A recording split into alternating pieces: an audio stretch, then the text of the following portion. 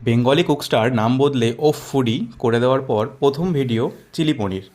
সবসময় চেষ্টা থাকে কী করে সবথেকে সহজভাবে আর সবথেকে টেস্টি কী করে রান্না করা যায় সেটাই দেখানোর চেষ্টা। পনিরটা চারকোনা কিউব করে কেটে নেওয়ার পর একটু ভেজে নিতে হবে। ভেজে নিলে কি হয়, একটু টেস্টটাও ভালো আসে আর ওদিকে ভেঙে যাওয়ার ভয়টাও থাকে না।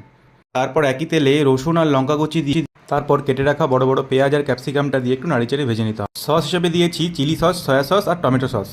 ভালো করে ফেটিয়ে কড়াইতে দিয়ে একটু নাড়িয়ে চাড়িয়ে বেশ ভেজে নিতে হবে। সুন্দর একটা কালার চলে এলে তার মধ্যে পনিরগুলো দিয়ে আবার কিছুক্ষণ নাড়িয়ে চাড়িয়ে কষিয়ে নিতে হবে।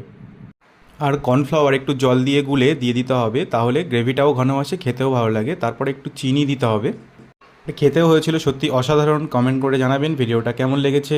ভালো লাগলে অবশ্যই একটা লাইক করবেন, সাবস্ক্রাইব করবেন চ্যানেলটা এরকম আরও ইজি এবং টেস্টি ভিডিওর রেসিপি দেখার জন্য। যারা চ্যানেলটিকে নতুন দেখছেন তারা একবার চ্যানেল পেজটা ঘুরে আসবেন, অনেক ইজি আর টেস্টি রেসিপি দেওয়া আছে। ভালো থাকবেন।